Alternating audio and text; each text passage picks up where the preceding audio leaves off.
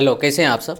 देखिए, यहाँ पे जो भी सीटेट का तैयारी करने वाले हैं, आपका क्या है, जनवरी में एग्ज़ाम होने वाला है, क्योंकि जुलाई का एग्ज़ाम आपका निकल चुका है। जनवरी में जो एग्ज़ाम होने वाला है उसके लिए बहुत सारे लोगों के मुंह से आप सुन रहे होंगे कि आपका सिलेबस कुछ चेंजिंग होने वाला है। और सिलेबस में क्या क्या चेंजिंग होने का, क्या क्या सिलेबस चेंज होगा, ये अफवाह है। क्या नया पॉलिसी आएगा, नया पॉलिसी के अनुसार किस तरह से एग्ज़ाम का पैटर्न रहेगा, क्या सिलेबस ऐड होगा, क्या सिलेबस निकल पाएगा, ये संभावना एक है। संभावना के बारे में आपको एक परिचित होना चाहिए, क्योंकि जब तक सिलेबस नहीं निकल जाता है तब तक जो है उनको कम से कम जो चीज़ ज़रूरी है वो चीज़ रहेगा ही रहेगा। उसके बारे में हम लोग चर्चा कर लेंगे तो ज़्यादा बेटर होगा। क्लियर है।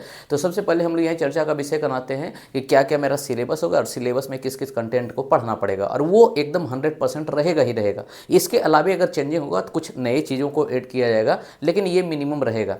तो उसमें सबसे पहले चीज़ देखते हैं क्या कि अगर जैसे आप टीचर ट्रेनिंग करते हैं, चाहे वो बीएड हो या डीएलएड हो, इन दोनों के केस में आपको यही देखने को मिलता है कि आपको जो सीडीपी है, जो पेडागोजी है, वो आपको पढ़ना होता है। और पेडागोजी पूरे इंडिया में सबका सेम होता है। कहने का मतलब क्यों, क्योंकि ये यूजीसी वगैरह जो दिखता है, एक तरह से यूनिवर्सिटी को जो सिलेबस दिया जाता है उसी सिलेबस के अकॉर्डिंग सबका एग्जाम होता है। इसका मतलब हम बोल सकते हैं कि सबका पेडागोजी समान है। अलग बात है कि पढ़ाने का तरीका अलग अलग हो सकता है, लेकिन पेडागोजी सबका क्या है, सेम है। तो एक चीज़ तो हमको समझ में आ रहा है कि अगर आपका टीचर को एग्जाम ले रहे हैं या टीचर का टेस्ट ले रहे हैं तो उसमें एक चीज़ आपका कॉमन होगा। कॉमन आपका क्या होगा, सीडीपी मतलब पेडागोजी। इसके अलावा क्या है, कुछ चीज़ आपको ऐड किया जाएगा। जैसे क्या है, ऐड करने में आपको हो सकता है कि आपको थोड़ा जनरल अवेयरनेस का चीज़ दे सकता है। मतलब क्या है, जो सामान्य अध्ययन का चीज़ है, जो बीपीएससी टीचर में आप देखते हैं जीएस वाले पोर्शन, वो आपको दे सकता है। उसके साथ साथ आपको क्या है, कंप्यूटर का नॉलेज दे सकता है, क्योंकि जानते हैं कि अभी जो है डिजिटल इंडिया का बात हो रहा है। और डिजिटल इंडिया में जब तक एक टीचर जो है कंप्यूटर से रूबरू नहीं हो पाएगा, उसके बातों को नहीं जान पाएगा, इसका मतलब क्या है, टीचर कभी कनेक्ट ही नहीं हो पाएगा टेक्नोलॉजी के साथ। तो इन चीज़ों के बारे में थोड़ा सा हमें लगता है कि एक्स्ट्रा जो है आपका कुछ सिलेबस में ऐड होने वाला है, जिसमें दो चीज़ अभी संभावित लग रहा है। पहला आपका क्या है, कंप्यूटर का एक तरह से कोर्स दिया जाएगा, और साथ में क्या है, आपको जीएस का पोर्शन दिया जाएगा। और जीएस के पोर्शन को हम पढ़ते भी हैं, लेकिन कि यहाँ पे अलग तरीका से दिया जाएगा ताकि आप उनके क्वेश्चन को भी पढ़ सकें, और इसका एक अलग से चैप्टर भी बनेगा और उसके अनुसार हम लोग पढ़ेंगे। तो एक संभावना ये हो रहा है। दूसरा संभावना ये हो रहा है कि आपका सिलेबस जो होगा वो आपका 4 फॉर्मेट में आएगा। कहने मतलब एनईपी जो 2020 लागू हुआ है उसके अनुसार 4 फॉर्मेट, मतलब कि 5+3+3+4 का जो फॉर्मेट हुआ है कि पहले 5 कक्षा, उसके बाद 3 कक्षा, उसके बाद फिर 3, और लास्ट में 4 कक्षा के बाद कहा गया है, वो यहाँ पे भी आपको देखने को मिलेगा। और हो सकता है कि अगर एनईपी लागू हो गया है तो आपको सीटेट का एग्ज़ाम जो है 1 क्लास से लेकर 12th क्लास तक देखने को मिलेगा। अभी है क्या, 1 से लेकर 8 क्लास तक सीटेट का एग्जाम होता है, जो कि 2 पेपर में होता है। अब यहाँ पे क्या है, 1 से लेकर 12 तक का सीटेट का एग्जाम होगा। उसके बारे में हम लोग बात कर लेंगे नेक्स्ट वीडियो में। अभी हम लोग आते हैं क्या, जो एक तो से क्या है, सिलेबस आपका रहेगा ही रहेगा, उसके बारे में आपको तैयारी अब से शुरू कर देना चाहिए। क्योंकि देर करते अगर आप तैयारी कीजिएगा तो जो सिलेबस चेंज हो गया है उसके बारे में तो आप कुछ बोल नहीं सकते हैं, क्योंकि अभी तक ऑफिशियल नोटिफिकेशन इसके बारे में कुछ नहीं मिला है। इसलिए क्या है, हम 100% उसमें नहीं कुछ बोल सकते हैं। एक संभावना ही जाहिर कर सकते हैं कि इसमें ये ऐड हो सकता है, लेकिन जो फिक्स है, जो परमानेंट है, जिसमें कोई चेंजिंग नहीं होगा, वो है आपका सीडीपी, जिसको बोलते हैं हम लोग पेडागोजी। अगर ये पेडागोजी की चीज़ को आप बहुत बढ़िया से समझना चाहते हैं तो पेडागोजी की चीज़ को समझने के लिए आपको यही देखना पड़ेगा। पेडागोजी की चीज़ को समझने के लिए आपको पेडागोजी की चीज़ के समझने के लिए आपको यही मानना पड़ेगा कि सिलेबस जो होता है पेडागोजी का फिक्स होता है, और उसके अनुसार आप अगर क्या है बढ़िया से तैयारी कीजिएगा तो टोटल का टोटल आपका पेडागोजी पे पकड़ हो जाएगा, बन सकते हैं। उसमें सबसे पहला जो सिलेबस होता है उसको हम लोग बोलते हैं वृद्धि विकास, अब जानते भी हैं, ग्रोथ एंड डेवलपमेंट, और उससे आपका क्वेश्चन पूछा जाता है। दूसरा होता है जीन पियाजे, ले पाइगोस्की और कोहलवर्ग। ये जो है 3 को इंपॉर्टेंट मनोवैज्ञानिक है जिसके बारे में क्या है क्वेश्चन। और यहाँ साथ में हम कितना ज़्यादा क्वेश्चन किससे पूछा जाता है उसके अनुसार भी डाले हुए हैं कि वृद्धि विकास से आपका 2 से 3 क्वेश्चन होगा, जीन पियाजे से आपका 2 से 3 क्वेश्चन होगा, लेव वाइगोस्की से आपका 2 से 3 होगा, लॉरेंस कोहलवर्ग से 1 से 2 क्वेश्चन होगा। मतलब तीनों मनोवैज्ञानिक को अगर देखें तो यहाँ से क्या है 7 से 8 क्वेश्चन आपको देखने को मिलता है।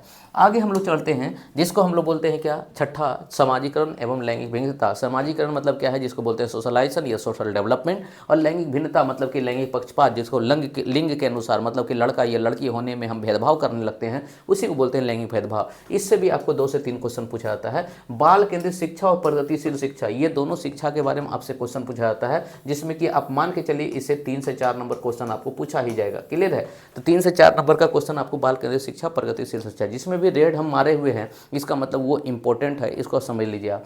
साथ में क्या है, बुद्धि चैप्टर है, बुद्धि चैप्टर से भी आपको क्वेश्चन पूछा जाता है, जबकि बड़ा चैप्टर है, लेकिन इससे जो क्वेश्चन पूछेगा मात्र आपका 1 से 2 नंबर का क्वेश्चन पूछेगा। साथ में यहाँ पे देखिएगा क्या कि समावेशी शिक्षा है, और समावेशी शिक्षा का जो क्वेश्चन रहेगा वो आपका 6 से 7 होगा, क्योंकि समावेशी शिक्षा प्योर पेडागोजी का क्वेश्चन हो जाता है, मतलब कि पेडागोजी के बारे में एक टीचर को यहाँ समझ विकसित करता है समावेशी शिक्षा, इसलिए समावेशी शिक्षा का क्वेश्चन आपका क्या है, बढ़िया रहता है। साथ में आप देखिएगा 7 एक तरह से क्या है, बुद्धि समावेशी शिक्षा हो गया। अभिप्रेरणा चैप्टर भी अपने आप में बहुत ज़्यादा मायने रखता है, जिससे कि 1 से 2 क्वेश्चन रहता है, लेकिन हर एक सब्जेक्ट में आपको अभिप्रेरणा चैप्टर देखने को मिलेगा। साथ में आकलन या मूल्यांकन करना पड़ता है, क्योंकि एक बच्चे को जब पढ़ाते हैं तो ये भी जानने का एक तरह से टीचर को इच्छा होता है कि हमने पढ़ाया तो बच्चा कितना सीख पाया, उसके बारे में जानना ही आकलन या मूल्यांकन है। उससे भी आपका क्या है, 2 से 3 नंबर का क्वेश्चन देखा जाता है, ये आप बाद में देख भी सकते हैं। आगे की चीज़ों को देखेंगे, जिसको बोलते हैं अधिगम का सिद्धांत, मतलब अलग अलग मनोवैज्ञानिक ने अधिगम का सिद्धांत दिया है, जिसमें कि आप देखते हैं कि थॉर्नडाइक का सिद्धांत है, पावलोव का सिद्धांत है, स्किनर का सिद्धांत है, क्लार्क हल का सिद्धांत है। एक तरह से क्या है कि बहुत सारा गेस्टाल्टवादी का है, जिसको बोलते हैं कोहलवर का सिद्धांत है, कर्ट लेविन का सिद्धांत है, कर्ट कोपका का सिद्धांत है, किल अडबर्ट बंडूरा का सिद्धांत है। ये सब सिद्धांत के बारे में हम लोग यहाँ पे पढ़ते हैं, जिससे आप मान के चलते हैं 4 से 5 नंबर का क्वेश्चन आपसे पूछा जाएगा। साथ में एनईपी है, एनईपी है, एनसीएफ 2005 है, आरटीई एक्ट 2009 है। ये आपको इंग्लिश देखते देखते आपको लगता होगा क्या क्या अंग्रेज आ गए, लेकिन नहीं, ये बात है। एनईपी जिसको बोलते हैं नेशनल करिकुलम फ्रेमवर्क, मतलब राष्ट्रीय पाठ्यचर्या रूपरेखा, मतलब एक पाठ्यचर्या बना हुआ है जिसके अनुसार एक टीचर को पढ़ाना है, उसमें सारा चीज़ दिया गया है, वही है एनईपी, जिसको बोलते हैं नेशनल एजुकेशन पॉलिसी, मतलब एक नेशन का कैसा पॉलिसी होता है एजुकेशन के बारे में, उसके बाद मतलब किताब कॉपी कैसा होना चाहिए। उसके बाद आरटीई एक्ट 2009, जिसको बोलते हैं क्या, एक बच्चे को अधिकार क्या दिया गया है शिक्षा के लिए, उसको बात करते हैं, मतलब टीचर किस अधिकार को एक तरह से क्या है, कर्तव्य के रूप में पालन करे। उसके बाद आरपीडब्ल्यूडी एक्ट, जिसको बोलते हैं right of a person with disability, मतलब क्या है, दिव्यांग अधिकार अधिनियम, इसके बारे में बात करता है। और ये चारों से मिला के आप यहाँ पे लिखे हुए हैं क्या कि आपको 2 से 3 नंबर क्वेश्चन पूछेगा, क्योंकि जरूरी नहीं कि सबसे क्वेश्चन पूछेगा, लेकिन सबको मिला के क्वेश्चन पूछ सकता है। हो सकता है कि एनसीएफ से पूछेगा तो आरपीडब्ल्यूडी एक्ट से नहीं पूछेगा, लेकिन हमें तो पढ़ना सब है। उसके बाद क्या है, 14 नंबर टॉपिक में देखिएगा, जिसको बोलते हैं भारतीय शिक्षा व्यवस्था। भारतीय शिक्षा व्यवस्था बहुत तरह का हुआ है, जैसे मैकाले का शिक्षा व्यवस्था, उसके बाद कोठारी कमीशन आया, उसके बाद क्या है 1968 का आप देखते हैं कि भारतीय एक तरह से क्या है शिक्षा नीति, उसके बाद 1986 का शिक्षा नीति देते हैं, और तीसरा शिक्षा नीति अभी जो हुआ है लागू, जिसको बोलते हैं एनईपी 2020। तो ये सारा भारतीय शिक्षा व्यवस्था के बारे में कभी कभी एक क्वेश्चन पूछ लिया जाता है, लेकिन इसको भी हमको नहीं छोड़ना है। क्लियर है? आगे है जिसको बोलते हैं भाषा और विचार, और भाषा और विचार एक ऐसा टॉपिक है जिससे 100% आपका क्वेश्चन आता ही आता है, और सबसे इजी क्वेश्चन होता है। तो इसके बारे में थोड़ा सा आप पकड़ बना लेते हैं तो बहुत आसानी से आप क्या है स्कोर कर पाएंगे। इससे 2 से 3 नंबर का क्वेश्चन होता है, लेकिन अलग अलग तरीका से, जैसे क्या है लैंग्वेज में पूछेगा भाषा और विचार के बारे में, सीडीपी में पूछता है भाषा और विचार के बारे में। उसी तरह एक्स्ट्रा में पढ़ेंगे जिसको बोलते हैं ब्लूम वर्गीकरण, जिसका ब्लूम टेक्सोनोमी बेंजामिन ब्लूम का। इसमें देखेंगे कितना कितना तरह का वर्गीकरण किया गया है, अधिगम को अलग अलग लेयर में बांटा गया है। उस लेयर से अगर बच्चे को पढ़ाते हैं तो कौन सा लेयर सबसे ज़्यादा इंपॉर्टेंट हो जाता है, उसके बारे में बात करेंगे। तो ये अभी जो हुआ ये पेडागोजी का है, और कभी भी पेडागोजी का सिलेबस आपका चेंज नहीं होगा।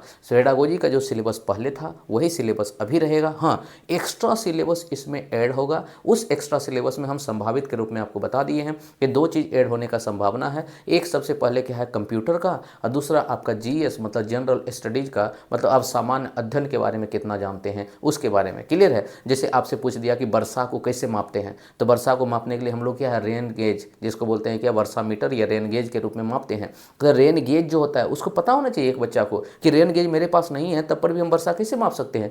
तो उसको क्या करता है, एक गिलास ले जाएगा शीशा का गिलास, और उसको अंगना में रख देगा, देखेगा शीशा के गिलास में कितना बूंद उसमें पानी आ रहा है, शीशा के गिलास में कितना लेयर बढ़ा उतना ही वर्षा हुआ। वो लेयर ही बताता है, लेयर का हाइट वर्षा हुआ। तो ये एक तरह से क्या है आपको पता होना चाहिए कि वर्षा को मापने के लिए किन किन तरीकों का प्रयोग करते हैं। यह है समान अध्ययन। क्लियर है? तो समान अध्ययन की चीज़ों को आपको पूछा जाएगा।